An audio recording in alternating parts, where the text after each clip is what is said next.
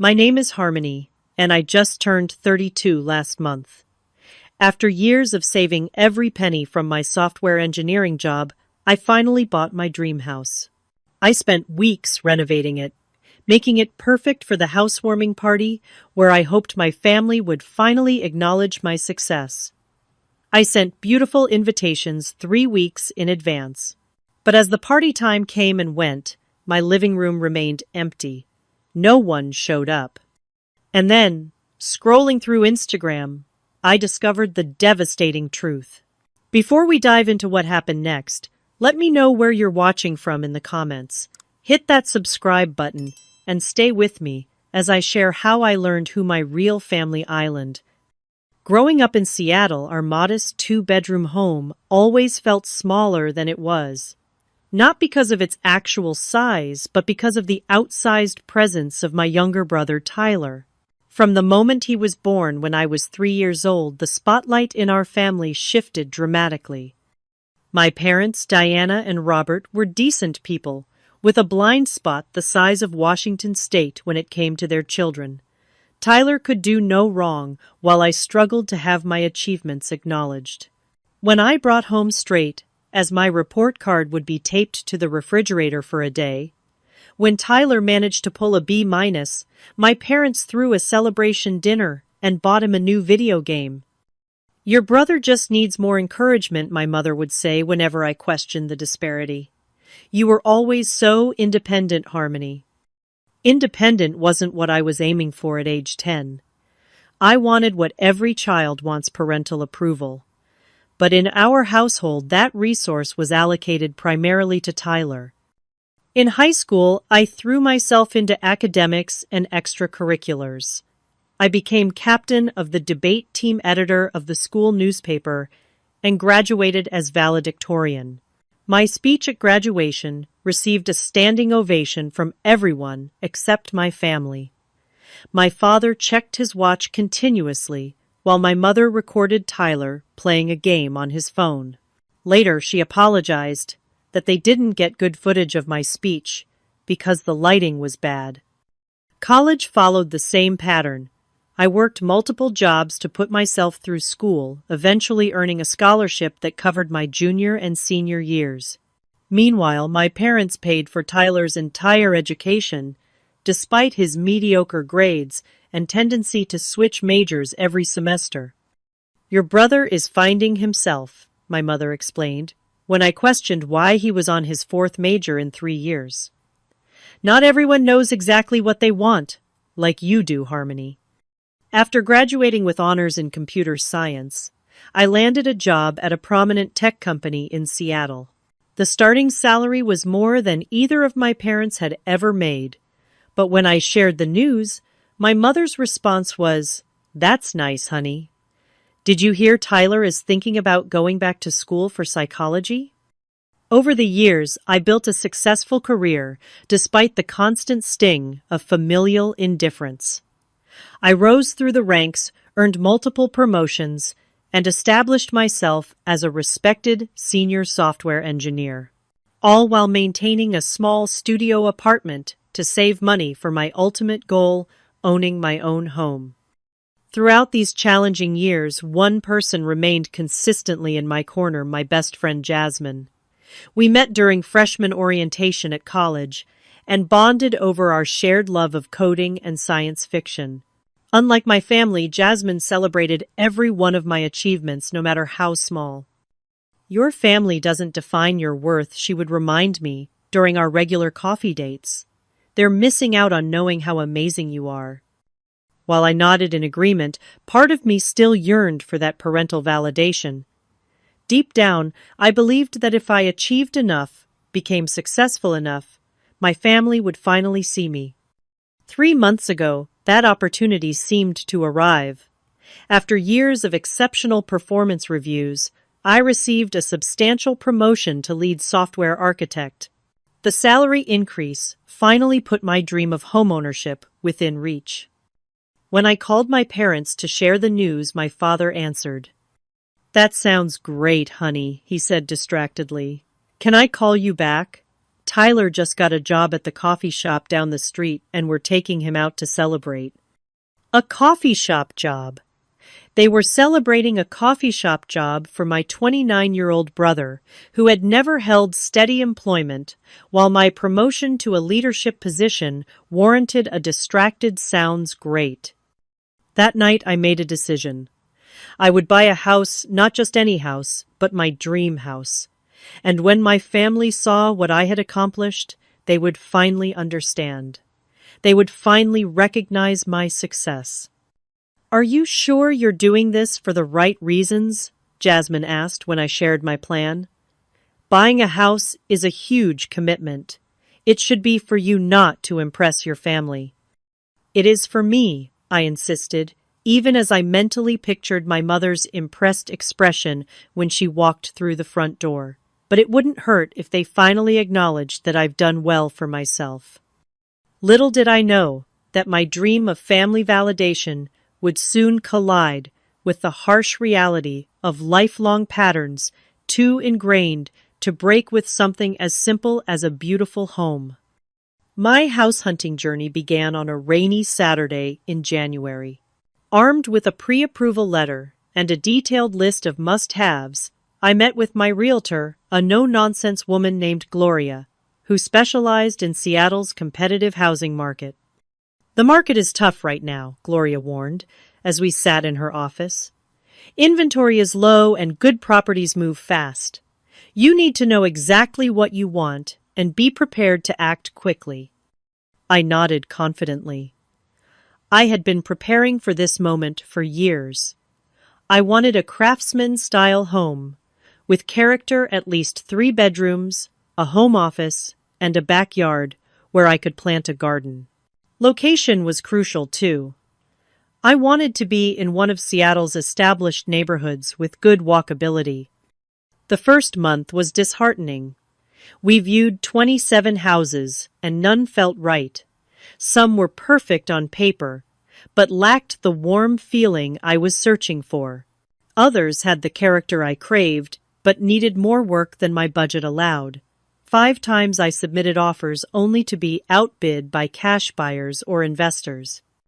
"Maybe I should lower my expectations," I told Jasmine one evening, after yet another rejected offer. "Don't settle," she encouraged. "This is your dream home. The right one will come along." In March, after 2 months of searching, Gloria called with excitement in her voice. "I have a house you need to see immediately," she said. "It just hit the market, and it checks all your boxes. We need to go today." The moment I stepped onto the porch of the 1920s Craftsman on Maple Street, something clicked. The house wasn't perfect. The kitchen needed updating.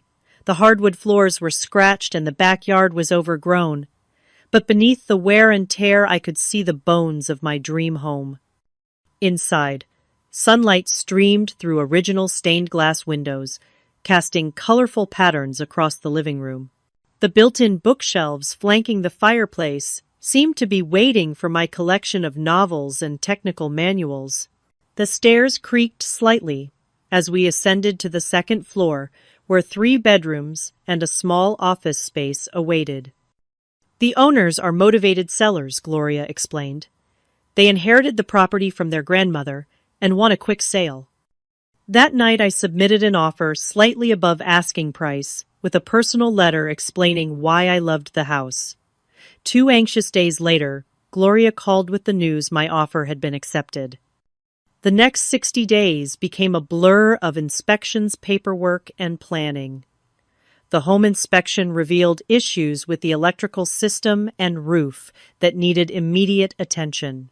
My carefully calculated budget stretched thin as I negotiated repairs with the sellers. "Are you sure you can afford all this?" my father asked during one of our rare phone calls. "Homeownership is expensive. Maybe you should have started with a condo." "I can handle it," I assured him, not mentioning that I had run the numbers countless times and created spreadsheets mapping out every expense. "I know what I'm doing." Closing day arrived with a mixture of terror and elation. As I signed my name dozens of times on the mortgage documents, reality set in. This beautiful, imperfect house was mine. All mine. The renovation process began the day after closing. I took 2 weeks of vacation time to focus on making the house livable before moving in. The kitchen came first. I replaced the outdated appliances with energy-efficient models, installed new countertops, and painted the cabinets a soft blue-gray.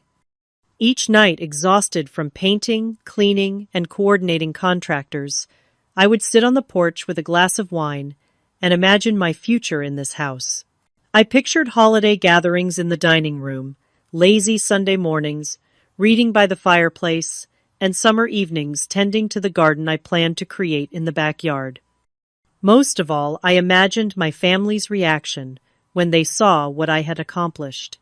My mother's surprise as she explored the tastefully decorated rooms.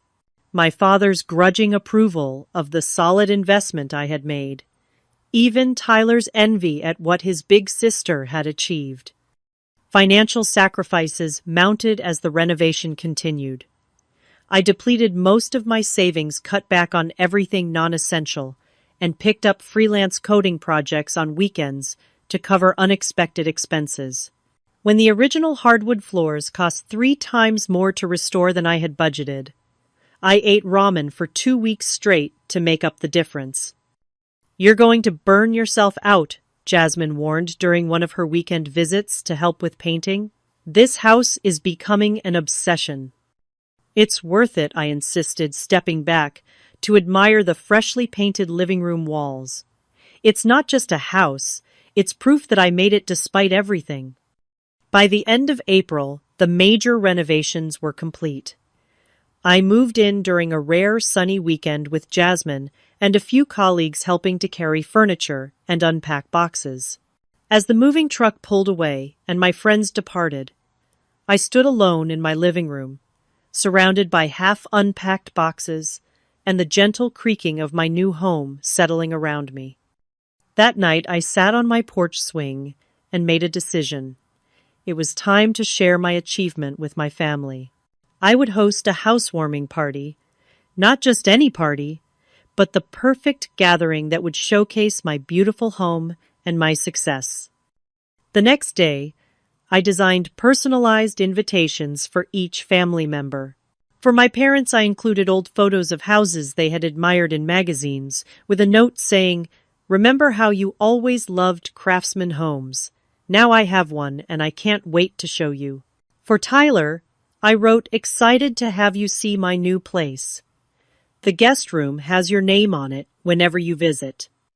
I mailed the invitations 3 weeks before the planned party, following up with text messages to make sure everyone received them. My mother responded almost immediately. "How lovely, dear. We'll mark our calendars." For the first time in years, I allowed myself to hope that this milestone might finally bridge the gap between us. As the date of my housewarming party approached, my excitement grew to nearly unbearable levels. I created detailed spreadsheets for the event, guest lists, menus, shopping lists, and a minute-by-minute schedule for the day of the party. Nothing would be left to chance. 2 weeks before the event, I began the deep cleaning process. Every surface in the house received attention. Baseboards were scrubbed, windows polished, until they gleamed, light fixtures disassembled and cleaned piece by piece. I wanted the house to be perfect, a showcase of not just my success but my attention to detail. "You realize normal people don't clean the inside of their light fixtures for parties, right?" Jasmine joked as she helped me dust the crown molding in the dining room. "This isn't just any party," I reminded her. "This is the first time my family will see my house."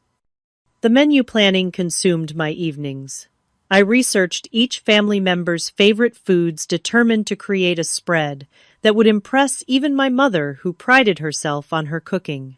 I decided on a mix of elegant finger foods and heartier options, with my father's favorite whiskey-glazed meatballs and my mother's beloved crab puffs as centerpieces. Do you think Tyler still likes those chocolate raspberry brownies I used to make for his birthdays? I asked my mother during one of our planning calls. Oh, honey, you know your brother. He'll eat anything chocolate, she laughed. He's so excited about seeing your house. That comment fueled my enthusiasm even further. Tyler was excited to see my house. Maybe this would be the turning point in our relationship, an opportunity to rebuild the sibling bond that had frayed over years of parental favoritism. A week before the party, I received a strange text from my cousin Megan. Looking forward to your party next Saturday. Although I'm confused because Tyler mentioned something about his place too. My stomach tightened as I read the message. I called my mother immediately. Oh, did Tyler not tell you? She said, her voice casual. He just moved into a new apartment. Nothing fancy, just a little one-bedroom in Capitol Hill. He mentioned having some friends over that weekend, but I'm sure it won't conflict with your party. I swallowed my unease. Did he specifically schedule something for Saturday, the same day as my housewarming? I don't think so, my mother assured me. And anyway, we'll be at your place. We wouldn't miss it. Despite her reassurances, a familiar anxiety gnawed at me. I pushed it aside and focused on preparations. The shopping required multiple trips. I splurged on fine wines that complemented each dish, purchased new serving platters that matched my dining room color scheme, and even bought new guest towels for the bathroom. Each purchase was carefully considered, each item selected to contribute to the overall impression of tasteful success. 3 days before the party, I confirmed with everyone on the guest list. My parents reconfirmed their attendance, as did my 2 aunts, an uncle, 3 cousins, and several family friends who had known me since childhood. Tyler didn't respond to my confirmation text, but my mother assured me he would be there. He's just busy with the new job and apartment, she explained. You know how forgetful he can be about responding to messages. The day before the party, Jasmine came over to help with final preparations. We arranged furniture to create conversation areas, set up the bar on the restored sideboard in the dining room, and prepared dishes that could be made ahead of time. Are you nervous? Jasmine asked, as we arranged a charcuterie board for refrigeration. A little, I admitted. I keep having this dream that they walk in, look around, and just say, "Is this it?" Like they expected something more. That's not going to happen, Jasmine assured me. This house is gorgeous and you've done amazing work on it. They're going to be blown away. That night, I could barely sleep. I kept getting up to check things, making sure the guest soaps were perfectly aligned in the bathroom, adjusting the throw pillows on the couch, rearranging the books on the coffee table to create a more casual, lived-in look. By morning, I was operating on a mixture of nervous energy and pure adrenaline. I woke at 5, unable to stay in bed any longer, and began the final preparations. I baked fresh rolls for the dinner, prepared dips, and arranged flowers delivered the previous day into carefully casual bouquets throughout the house. As noon approached, I took a shower and dressed in the outfit I had chosen weeks before, a casual but elegant blue dress that complemented my eyes and made me look successful without appearing to try too hard. Standing in front of the mirror, I practiced the house tour in my head one last time. I would start in the living room, pointing out the original features I had restored. Then to the kitchen to showcase the renovation, followed by the dining room where we would enjoy the meal. Upstairs would come later, after everyone had eaten and relaxed. At 1 o'clock, I stood in my perfectly prepared living room and took a deep breath. The party was scheduled to begin at 2. In just 1 hour, my family would arrive, and all my hard work would finally pay off.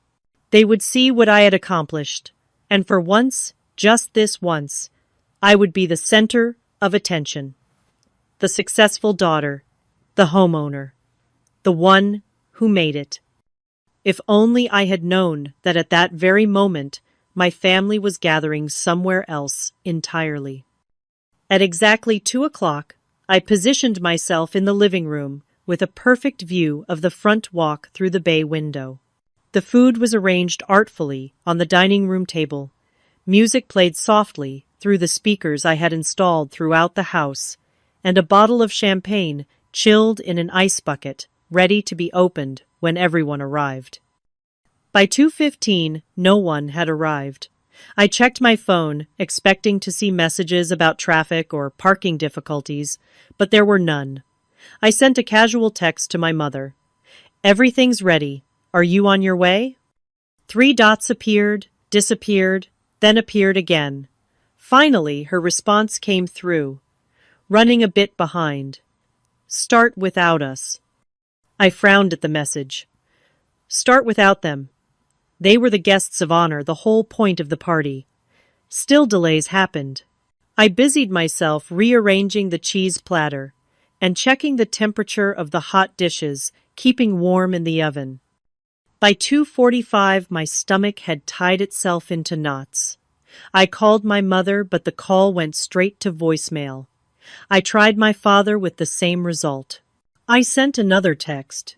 "Is everything okay? Should I push dinner back?" This time my father responded, "Caught up with something. Might be quite late, so sorry." Caught up with something on the day of my housewarming. The day I had been planning for weeks that they had confirmed multiple times. I called my Aunt Susan, who had enthusiastically RSVP'd yes just days earlier. "Oh, Harmony," she said, her voice tinged with what sounded like guilt. "I thought someone would have told you. We're actually at Tyler's new apartment. He decided to have a last-minute housewarming today, too. I assumed your party had been rescheduled." The room seemed to tilt around me. "No," I said, my voice sounding distant to my own ears.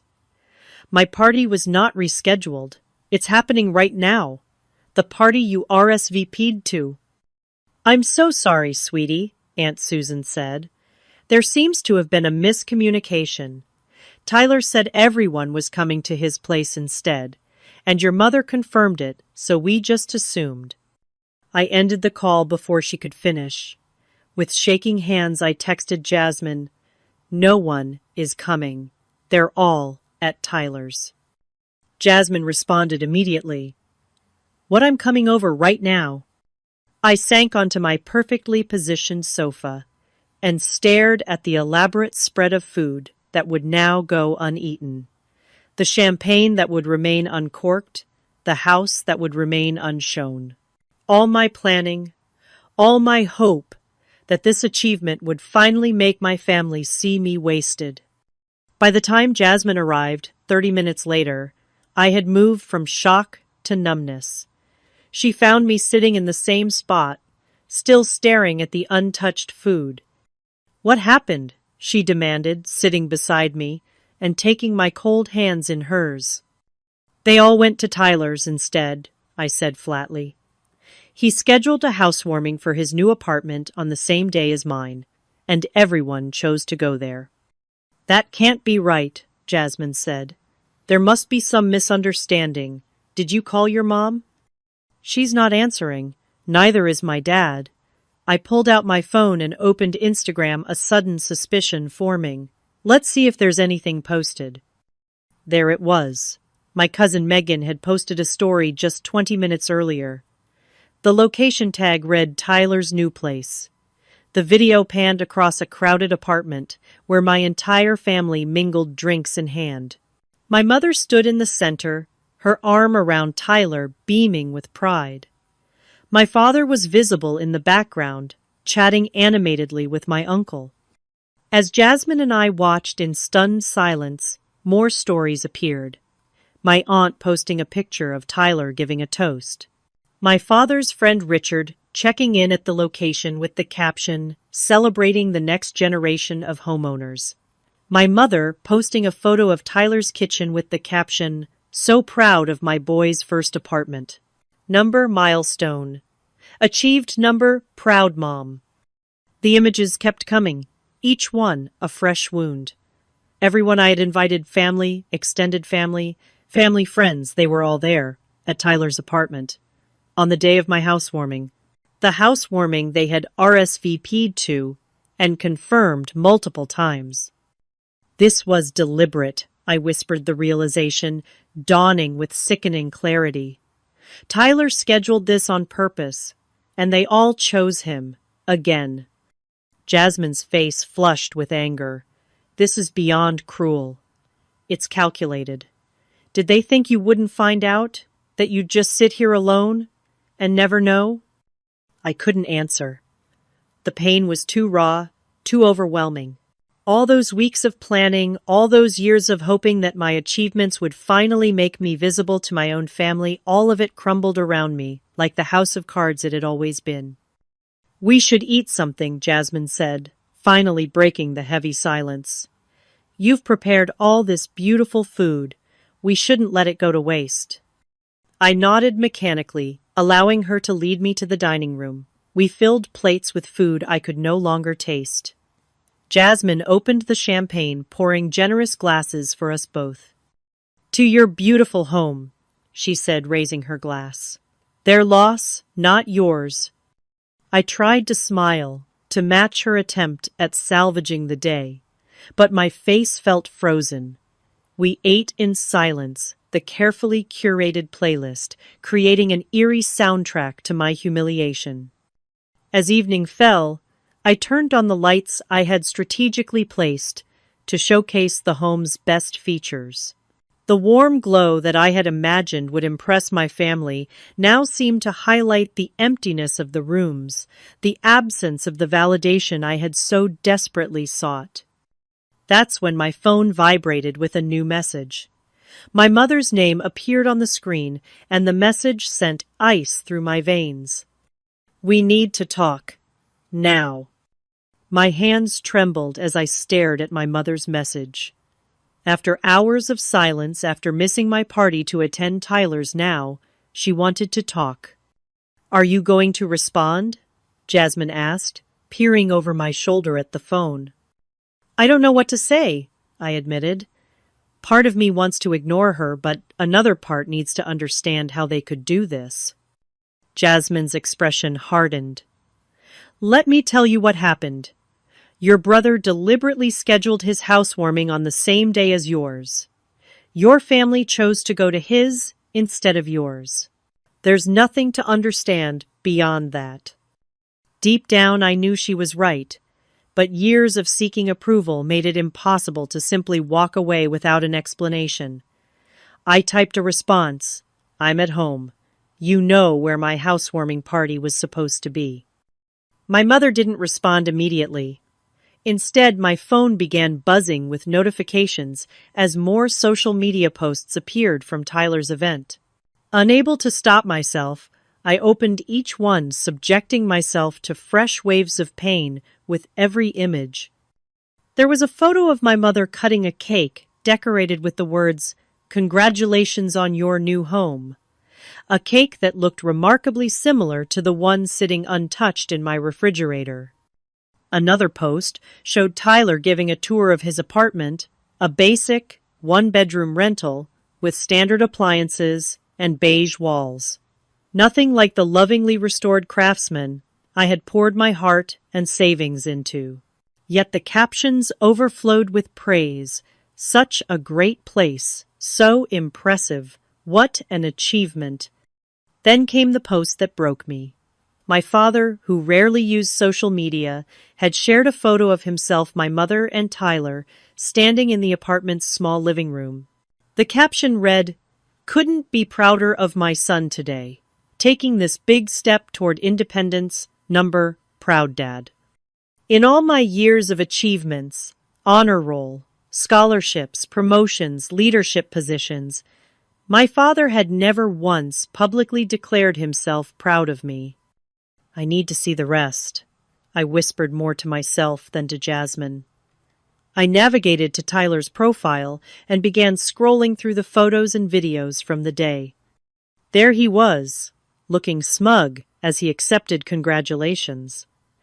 There were my cousins, aunts, uncles, People who had enthusiastically RSVP'd to my event, all smiling and celebrating as if my invitation had never existed. Most painful was a video where someone asked Tyler, "Didn't Harmony have something today, too?" Tyler's response came with a dismissive wave of his hand. "She's always doing something to show off." This was the only weekend that worked for me to have people over. The only weekend. As if he hadn't deliberately chosen this exact date after seeing my invitations go out. My mother's voice came from off camera. "Let's not talk about that now. This is Tyler's day." Jasmine gently took the phone from my hands. "That's enough. You're just torturing yourself."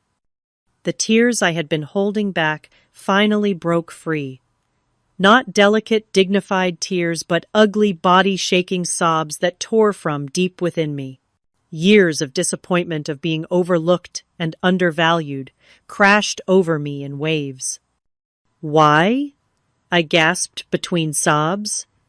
"Why do they always choose him? What's wrong with me?" Jasmine wrapped her arms around me, her own eyes glistening. "Nothing is wrong with you. Nothing.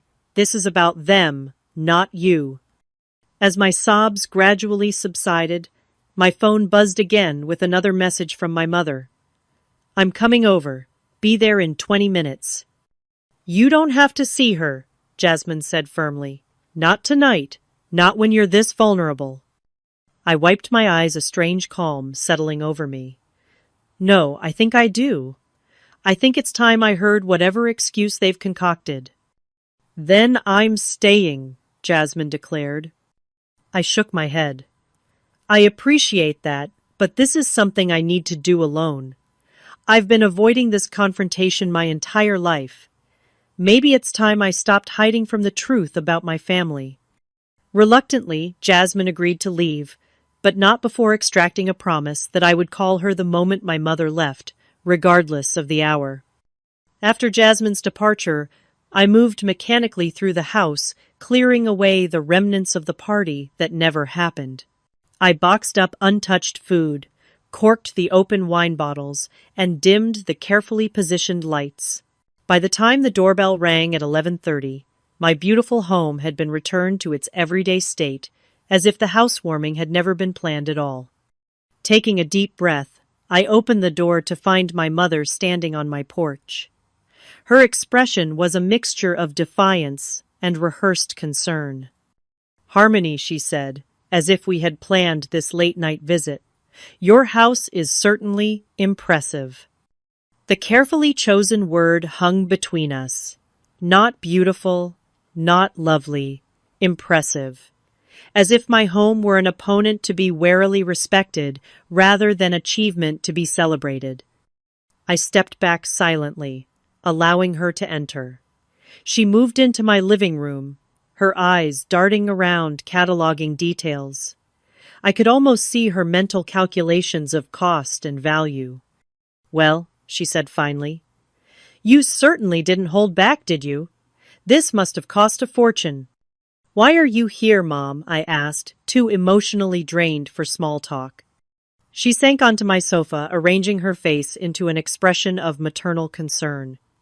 "I wanted to explain about today. There seems to have been a miscommunication." "A miscommunication," I repeated flatly. "You mean how everyone who RSVP'd to my party ended up at Tyler's instead? That kind of miscommunication?" "Tyler didn't realize your party was today when he planned his." She began, the excuse sounding rehearsed.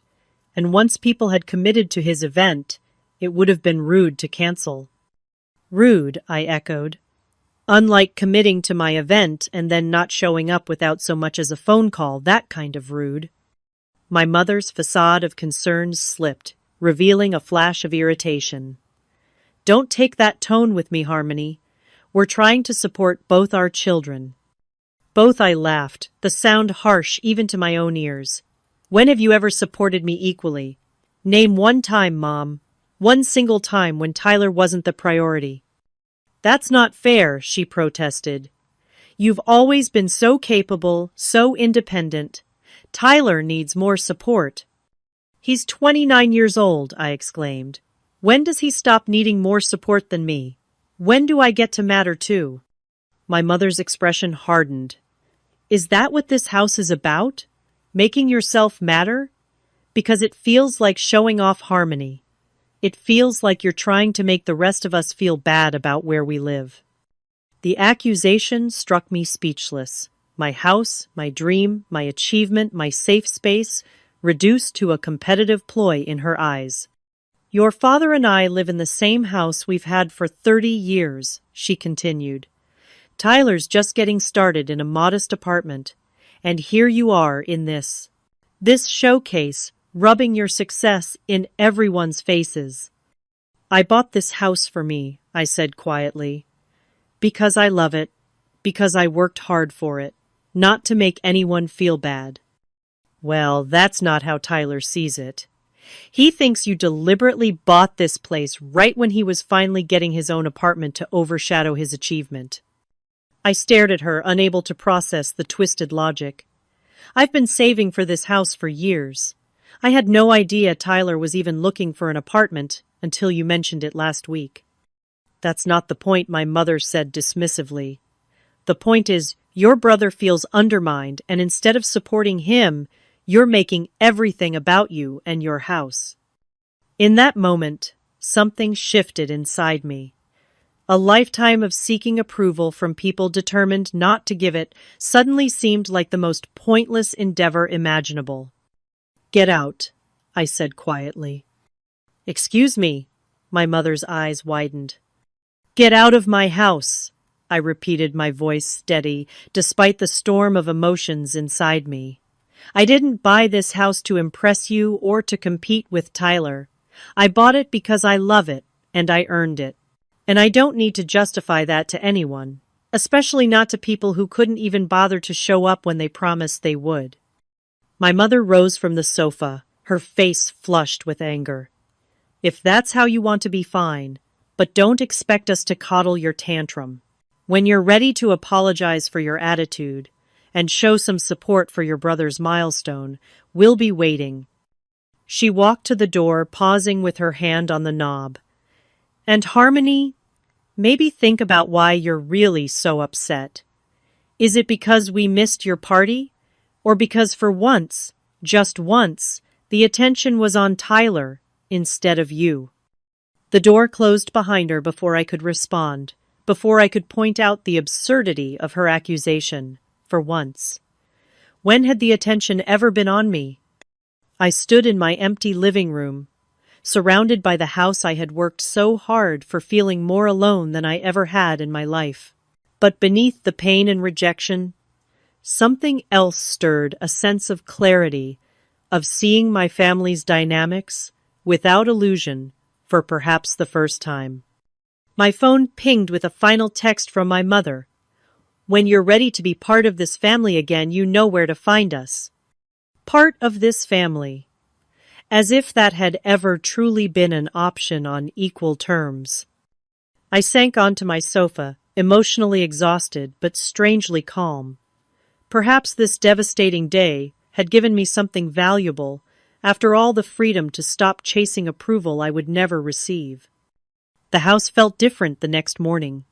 Sunlight streamed through the stained glass windows, casting colorful patterns across the hardwood floors, just as it had every morning since I moved in. The coffee maker burbled in the kitchen, filling the air with its familiar aroma. Physically, nothing had changed. Yet emotionally, everything had. I had spent the night alternating between tears and strange moments of clarity. After my mother left, I called Jasmine as promised, recounting the confrontation in stunned disbelief. "She blamed you," Jasmine had exclaimed. "After what they did? That's gaslighting, pure and simple." The term resonated with me, illuminating patterns I had accepted as normal throughout my life.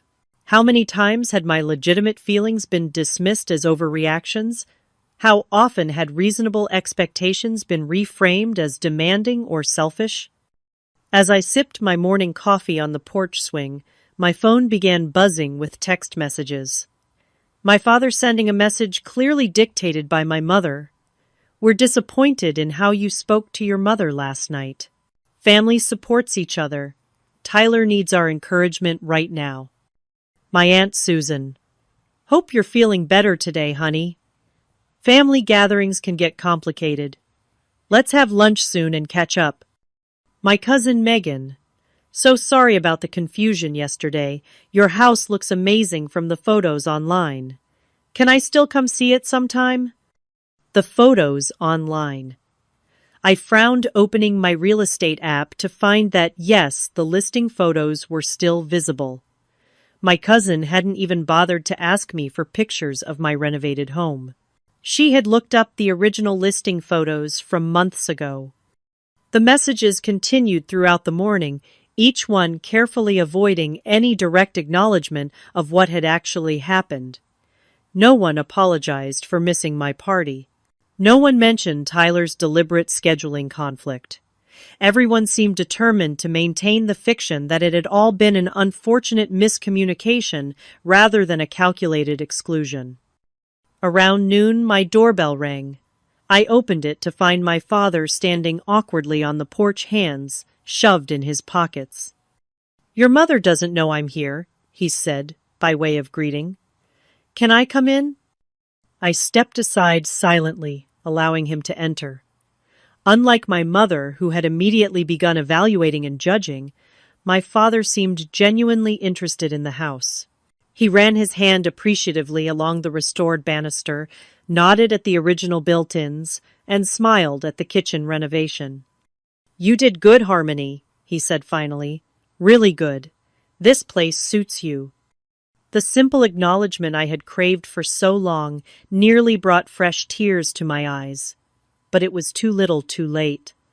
"Why are you here, Dad?" I asked, crossing my arms protectively over my chest. He sighed heavily, suddenly looking older than his 62 years. "To explain some things. And maybe to apologize, though I'm not sure you're ready to hear it."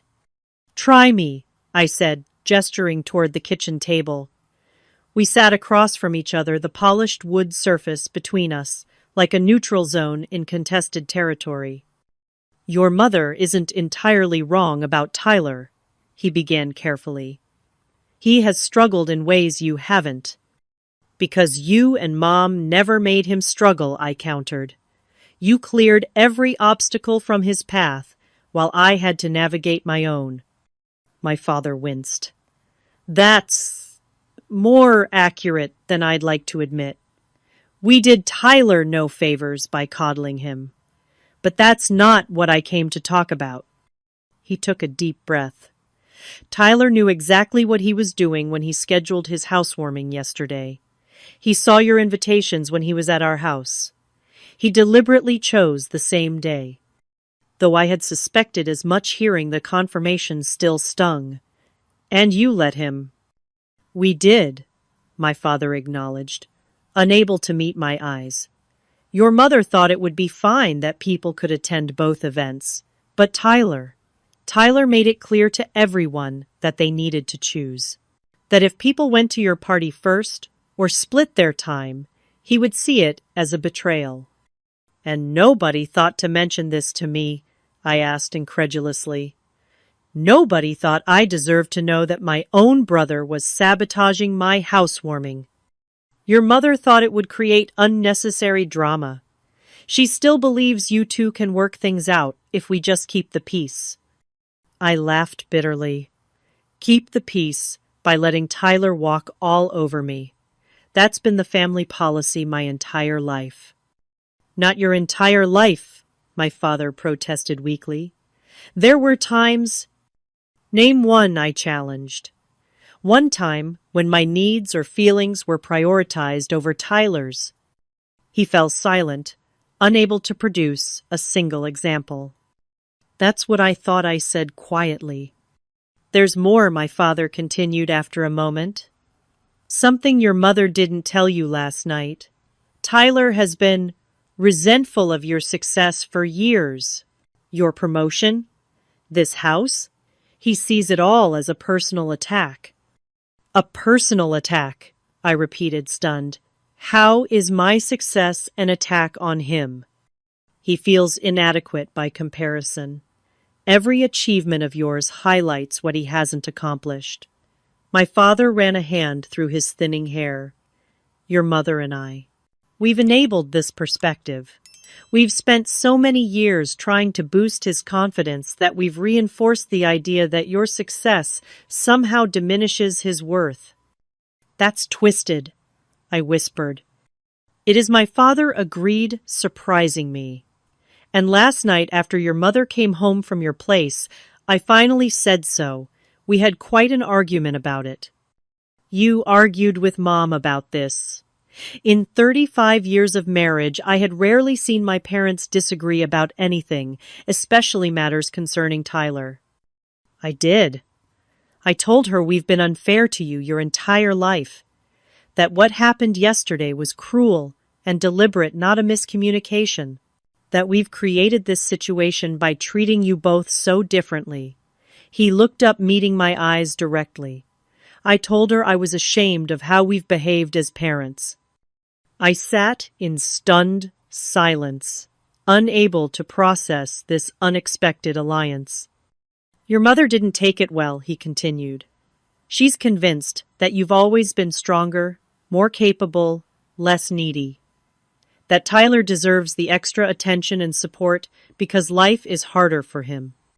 Life is harder for him because you and Mom never let him develop resilience, I said. You protected him from every consequence, every failure. I know, my father said simply. I see that now. Too late, probably, but I see it. What does this mean going forward? I asked, unwilling to get my hopes up that anything would actually change. I don't know, he admitted. Your mother is still angry about how you spoke to her last night. Tyler is playing the victim, telling everyone you're trying to upstage his first apartment with your mansion. He gestured around the modest 3-bedroom house that was hardly a mansion by any definition. And you, I pressed. Where do you stand in all this? My father's eyes met mine, regret evident in their depths. I stand ashamed of my failure to be the father you deserved. I let your mother's parenting approach dominate because it was easier than challenging it. I told myself you were doing fine without my advocacy, that you were strong enough to handle the inequity. His honesty was both healing and painful. I was a child, Dad. I needed my parents to see me, to value me just as much as Tyler did. I know that now, he said softly. I'm sorry, Harmony, truly sorry. We sat in silence for several minutes, the weight of decades of family dysfunction hanging between us. What happens now? I finally asked. That depends partly on you, my father replied. Your mother expects an apology for how you spoke to her. Tyler is nursing his grievances and will likely continue to see you as a threat to his fragile self-image. And if I refuse to apologize, if I'm not willing to keep playing this dysfunctional game anymore? My father nodded as if he had expected this question. Then there will be tension. Your mother may keep her distance for a while. Tyler will likely continue to frame you as the villain in his narrative. And you? I'll be here, he said simply. It's time I started being your father too, not just Tyler's, whatever that looks like going forward. The promise was small, but significant, the first time in my life that a parent had prioritized their relationship with me, independent of Tyler's needs and feelings. As my father prepared to leave an hour later, he paused in the entryway, looking around the home I had created. You know, your grandfather would have loved this place, he said unexpectedly. He was a craftsman himself, worked with his hands his whole life. He would have appreciated the care you've put into restoring this house. The mention of my grandfather, who had died when I was 10, brought a lump to my throat. He had been the one family member who had seemed to see me clearly, who had celebrated my achievements without qualification or comparison. I wish he could have seen it, I said softly. He would have been proud of you, my father said. And I am too, Harmony. I'm proud of what you've accomplished, what you've built, not just this house, but your life, your career, the person you've become, despite our failures as parents. As he stepped onto the porch, he turned back one last time. Give your mother time. She's not ready to see how wrong we've been, but maybe someday. In the meantime, live your life for you, not for our approval. You've never needed it, even though you deserved it. After he left, I sat on my porch swing, processing the conversation. For the first time, I had received acknowledgement of the family dynamics that had shaped my life. It wasn't a complete resolution, and it certainly didn't undo decades of hurt, but it was a beginning, a crack in the foundation of denial that had characterized my family's approach to our dysfunction. That evening, I received a text from Tyler, the first direct communication from him in weeks. Hope you're happy. Dad's barely speaking to Mom because of your drama. I stared at the message, recognizing the attempt to pull me back into the familiar pattern of guilt and responsibility for family harmony. In the past, I would have apologized, smoothed things over accepted blame to restore peace. Instead, I turned off my phone and went to bed in my beautiful house. The house I had chosen restored and made my own. The house that represented not just my financial success, but my emotional independence from a family system that had never served me well. For the first time in my life, I chose myself over the possibility of their approval. And surprisingly, it felt like freedom. The week following the confrontation with my parents brought a strange mixture of grief and liberation. I moved through my days with a persistent ache in my chest, the pain of finally acknowledging the depth of my family's dysfunction and my place within it. Yet alongside that pain ran a current of something new, authentic freedom from the exhausting pursuit of approval I would never receive.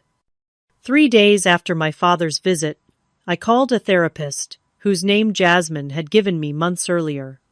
I should have done this years ago, I told Dr. Patricia Morgan during our first session, but I kept believing that if I just achieved enough, my family would finally see me. Dr. Morgan nodded compassionately. That's a common pattern for children in families with significant favoritism. You become an achievement machine, constantly striving to earn the love and recognition that should have been freely given. Over the following weeks, our sessions became a cornerstone of my healing process. We explored the dynamics that had shaped my childhood, my relationship with Tyler, and the coping mechanisms I had developed to deal with chronic emotional neglect.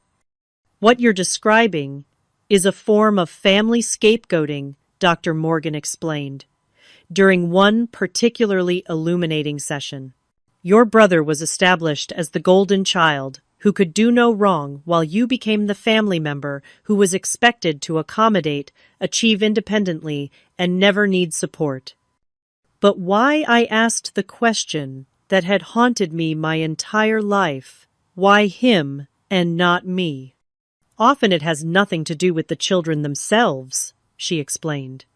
It frequently stems from the parents' own unresolved issues.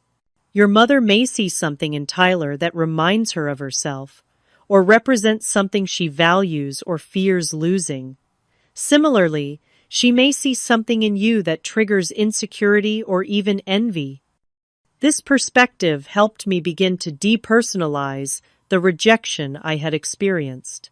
Perhaps it wasn't that I was fundamentally unlovable or unworthy of attention.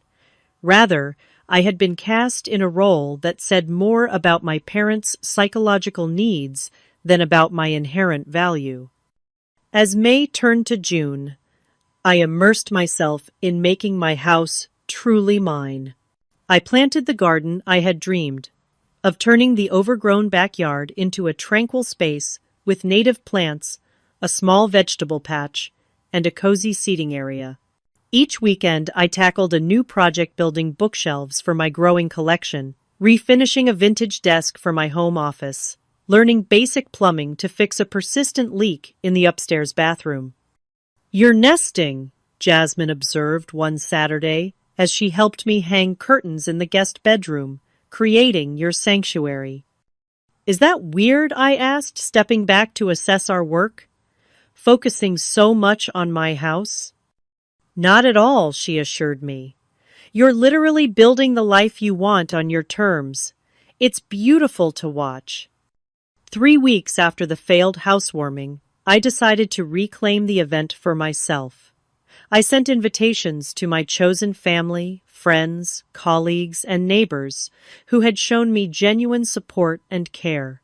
The theme wasn't a traditional housewarming, but a home celebration acknowledging that a house becomes a home through the community that fills it. The evening of the gathering arrived with perfect June weather, allowing us to spill from the house into the newly landscaped backyard. 20 people filled my home with laughter, conversation, and genuine warmth. My colleague Marcus brought his famous homemade bread. My neighbor Eleanor arrived with a cutting from her prized hydrangea plant. Jasmine's partner Tom mixed cocktails in the kitchen, creating a signature drink he dubbed Harmony's Haven. To Harmony, Jasmine toasted as we gathered in the living room, and to the beautiful home she's created, not just this stunning house, but the life she's built and the community she's gathered. We're the lucky ones who get to be part of it. As glasses clinked and approving murmurs rippled through the room, I felt a weight lifting that I hadn't even realized I was still carrying. This was what celebration should feel like: genuine, warm, uncomplicated by decades of family baggage. Later that evening, as the party wound down and guests began to depart, my neighbor David, a retired architect, pulled me aside.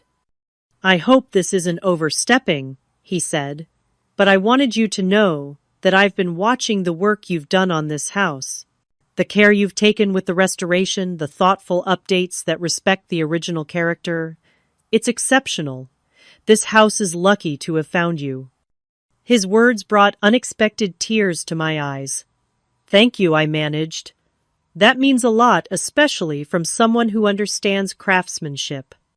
"Craftsmanship recognizes craftsmanship," he said simply. "You've given this old place new life.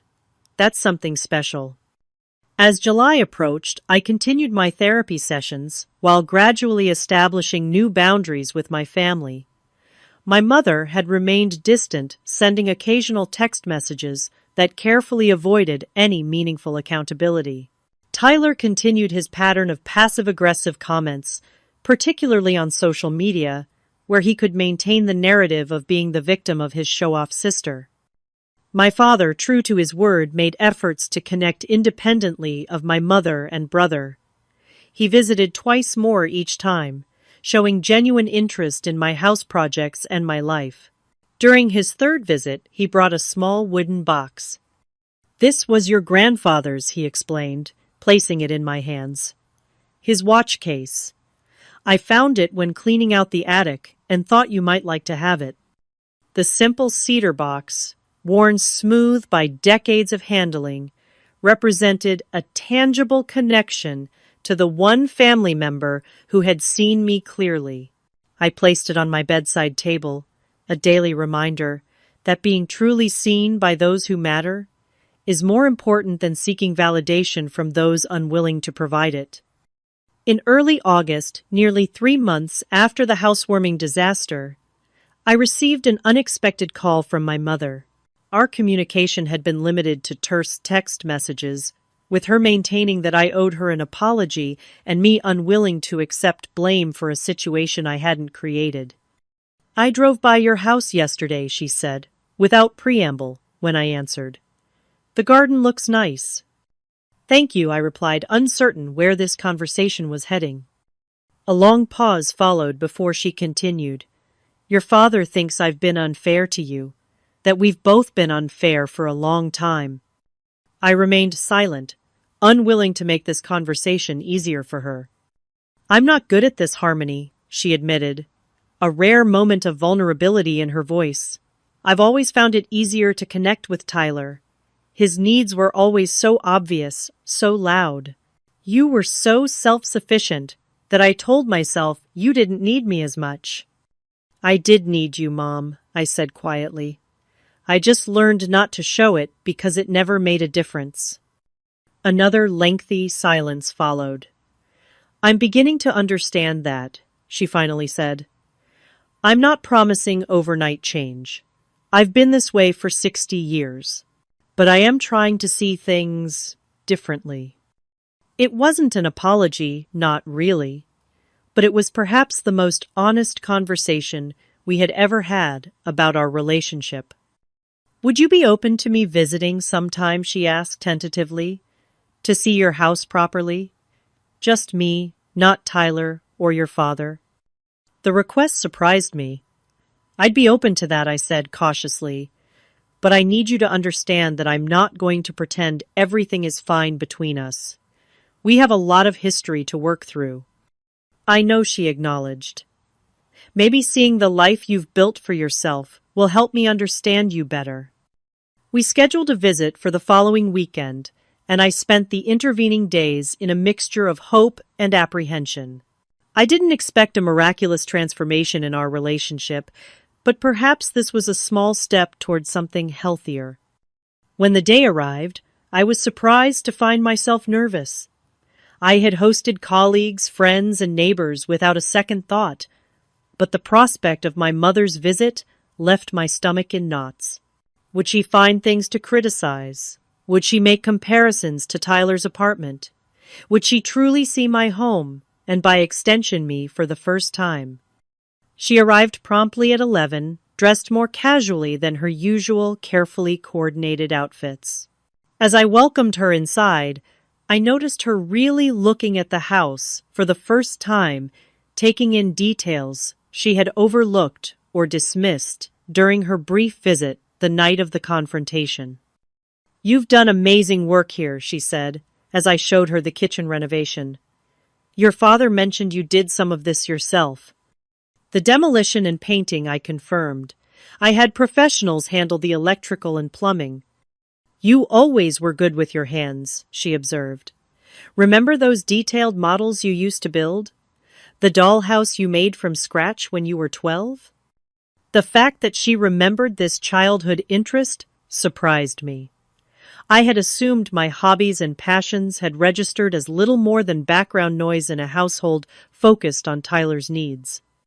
As we moved through the house room by room, something shifted subtly between us. My mother asked questions about my choices, why this paint color, how I had restored the original windows where I had found the vintage light fixtures. For perhaps the first time in my adult life, she seemed genuinely interested in understanding my perspective rather than imposing her own. In the backyard garden, she paused by the vegetable beds I had built. Your grandmother would have loved this, she said unexpectedly. She always said you can tell a lot about a person by how they tend their garden. What would she say about mine? I asked, curious. About this connection to a grandmother who had died before I was born. My mother surveyed the neat rows of tomatoes, the trellised cucumbers, the herbs arranged by height and sun requirements. She would say, you're methodical but not rigid, that you understand the balance between control and allowing things to grow in their own way. She touched a tomato plant gently. She would approve. The simple statement felt like a gift, a connection to family history that acknowledged my place within it. As our visit concluded, my mother paused in the entryway. I haven't been a good mother to you, Harmony, she said, the words clearly difficult for her. I've favored Tyler. I've dismissed your needs. I've failed to celebrate your achievements the way they deserved. I stood silent, stunned by the unexpected acknowledgement. I can't promise I'll change overnight, she continued. Old habits and perceptions are deeply ingrained, but I am trying to see more clearly now, to understand how my choices have hurt you. It wasn't everything, but it was something, a beginning rather than an ending. Thank you for saying that, I replied. I'm not ready to pretend everything is fine between us. We have years of patterns to work through, but I'm willing to try if you are. She nodded, reaching out to squeeze my hand briefly before departing.